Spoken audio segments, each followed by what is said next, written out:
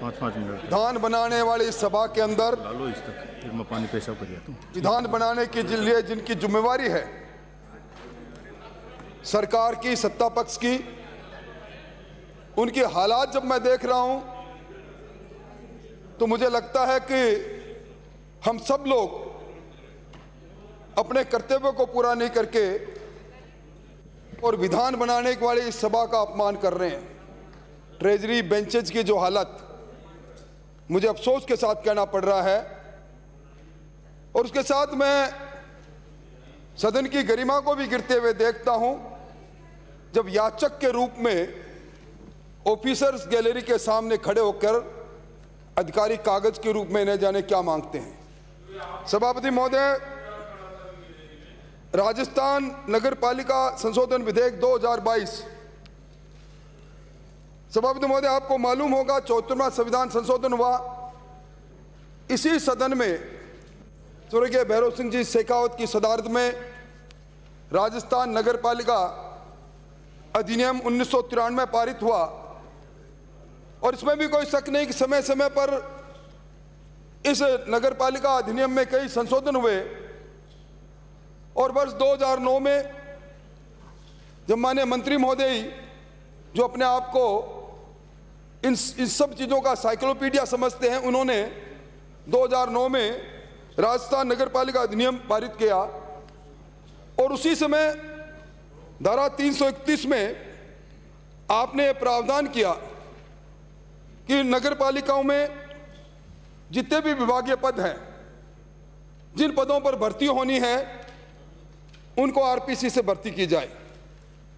और फिर सभापति महोदय, एक वो समय भी आया जब इस भर्ती के अंदर जिस तर्ज पर यह भर्ती कराना चाहते थे, हरियाणा की तर्ज पर सूची भेजकर जब अपने चहेतों को भर्ती नहीं करा पाए, तो 2011 के अंदर फिर एक संशोधन लेकर आए और इन्होंने कहा कि 2000 जो धारा 331 थी नगर पालिका अधिनियम 2009 की, जिसमें आरपीसी से भर्ती का प्रावधान किया, उसको विलोपित कर दिया और विभागीय स्तर पर यह भर्ती करने का काम इन्होंने प्रारंभ किया। और सभापति महोदय, इस भर्ती का मंजर हमने देखा। नगर पालिका के अंदर जो अलग अलग समय पर अलग अलग पदों पर भर्ती निकली, समाचार पत्र रंगे गए।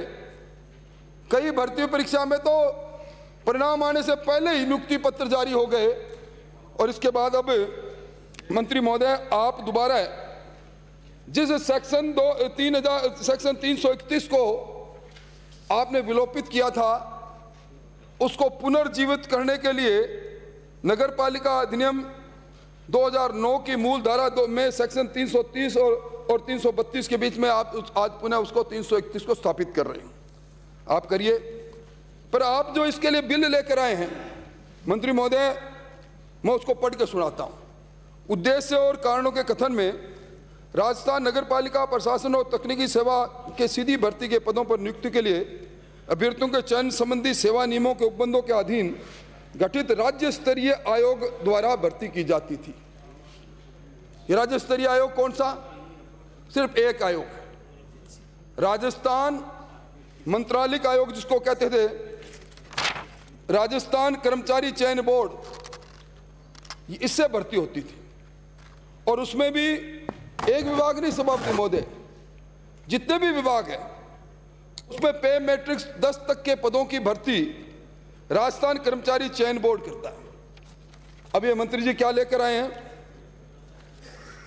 अभ्यर्थियों के चयन में निष्पक्ष और पारदर्शी भर्ती प्रक्रिया की आवश्यकता को दृष्टिगत रखते हुए राज्य सरकार ने उक्त नगर पालिका सेवा की सीधी भर्ती के पदों पर नियुक्ति करने हेतु परीक्षा संचालित करने का कर्तव्य राजस्थान लोक सेवा आयोग पर अधिरोपित करने का प्रशासनिक विनिश्चय किया है।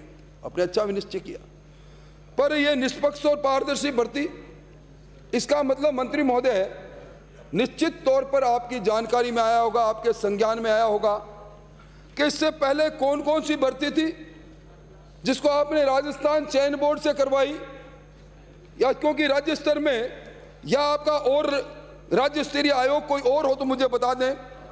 हो सकता है मेरे ज्ञान में नहीं आया हो, राजस्थान राज्य आयोग ने भर्ती की और उस पर सवालिया निशान लगाकर, आपने एक दो नहीं, सभापति महोदय, इन दिनों के अंदर राजस्थान का जो इस भर्ती का जो सिलसिला चला, ये जो मैंने निवेदन किया कर्मचारी मंत्रालय पे मैट्रिक्स 10 तक की जो भर्ती हुई, इसमें राजस्थान कर्मचारी बोर्ड ने जो भर्ती की, सब पर सवालिया निशान लग गया।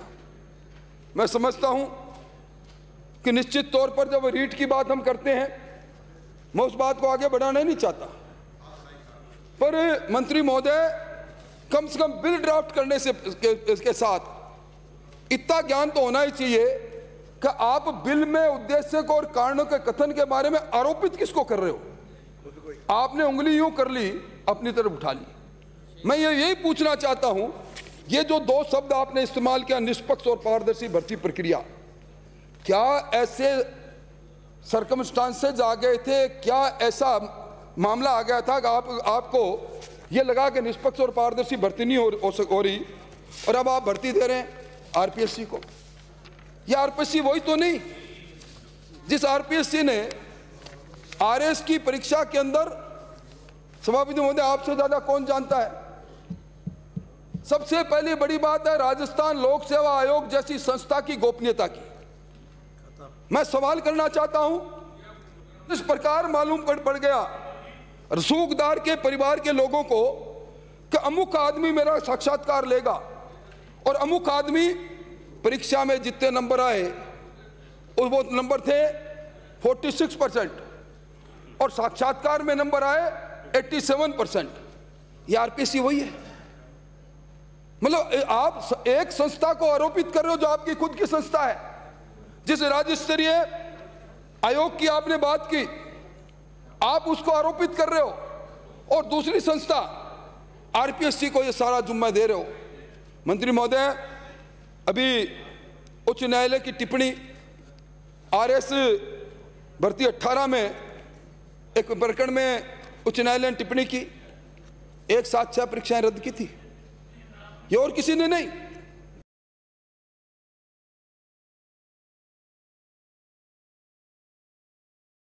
उच्च न्यायालय ने रद्द की, और क्या कहा उन्होंने कहा कि 6 परीक्षा रद्द करते हुए कहा, आरपीएससी के लिए टिप्पणी की कि राजस्थान लोक सेवा अपने खुद की परीक्षा के रिजल्ट में पूर्णतः फेल हो गया। किसको सौंप रहे हैं आप? क्या हेतु है आपका? क्या नेक्सस बन गया वहां? किस प्रकार के लोग बैठे हैं? इस बार फिर कौन से रसूखदार को, उसके परिवार को नौकरी की वैतरणी पार करने का रास्ता दे रहे हैं? ये सवाल अभी आप खड़े होंगे। मैं इनकी मर्दानगी का कायल, चाहे किसी पड़ाव में रहे। सभापति महोदय, राणा प्रताप अगर मर्द नहीं होते तो उन कंदराओं में लड़ते नहीं। पर मंत्री महोदय, मुझे बताओ आप, ये जो परीक्षाएं रही, राजस्थान कृषि अनुसंधान अधिकारी 2018, राजस्थान कृषि अधिकारी 2018, पुलिस कांस्टेबल 2018, मत्स्य विकास अधिकारी 2018, वेटरनरी ऑफिसर 2019, पुस्तकालय अध्यक्ष 2019, आरएस भर्ती 2020, जेईएन भर्ती 2020, पटवारी भर्ती 2021, एसआई भर्ती 2021, रीट भर्ती। कितनी लपड़ू मैं राजस्थान के अंदर। मैं समझता हूं, मुझे तो यह बता दो, पारदर्शी और निष्पक्षता की बात, अब आप सिर्फ हमें यह विश्वास दिला दो कि पीछे वाचा, हमारी भाषा में कहते हैं पीछे वाचा गोल मथोड़। अब पीछे की बात को भूलें, पर निष्पक्षता का इसका भरोसा तो दिलाओ। आपका टैक रिकॉर्ड क्या कर रहा है? आपका टैक रिकॉर्ड, आपका विधानसभा का एक उत्तर लेके आया, ये इसमें क्या लिखा है? ये सवाल था विधानसभा का बलजीत यादव का, और आपने उत्तर में कहा कि हमने 85 आदमियों को गिरफ्तार किया है हमारे शासन में 8 प्रश्न पत्र लीक करने के आरोप में। ये मेरा नहीं है। मैं समझता हूं आज राजस्थान का नौजवान ये देख रहा है कि हम एक कानून पर बात कर रहे हैं। निश्चित तौर पर मैं आपसे पूछना चाह रहा हूं कि आप, जब आपके सारे जो और उच्च पद है, आयुक्त है, आपके उपायुक्त है, सचिव है। सभापति महोदय, इन सारे पदों पर IAS, RAS और अलाइड IRS के सर्विस के लोगों को आप प्रतिनियुक्ति पर भेजते हैं, कईयों को पदोन्नति पर भेजते हैं। अब इसके बाद आपकी पे मैट्रिक्स 10 के अंदर जो मंत्रालय कर्मचारी है उनकी भर्ती होनी है। अब उनकी भर्ती आप एक अजगर के मुंह से निकालकर एक बहुत बड़े भयानक और बड़े अजगर के मुंह में डाल रहे हैं। कर क्या रहे हैं, क्यों आप कर रहे हैं? इसलिए मैं तो आपसे आखिर में यही कहूंगा, देखो कई चीजें पद चिन्ह छोड़ जाती है। हम उस रीट के लिए हमने राजस्थान में राज्यपाल महोदय के अभिभाषण के अंदर अपना पूरा विरोध प्रकट किया। आपने हमारी नहीं मानी, ब्रूटल मेजोरिटी है, आप अब भी नहीं मानोगे, पर आप गृह मंत्री के रूप में भी काम कर रहे हो। वो साहब और कुछ नहीं, ये राजीव गांधी स्टडी सर्कल के जारोली जी कहाँ है? उनके एक बार दर्शन तो कराओ साहब, जिन्होंने कहा था कि मुझे तो बलि का बकरा बनाया जा रहा है। उच्च पदों पर बैठे हुए बड़े रसूखदारों ने किया। सिर्फ मेरे को एक सवाल का जवाब, मैं उन जारोली जी के दर्शन करना चाहता हूं। इसलिए सभापति महोदय मेरी इसमें तो करना मदद, और मेरा कहना है कि इसको जनमत जानने हेतु, हे मर्द मंत्री, इसको जनमत जानने हेतु प्रचारित करो।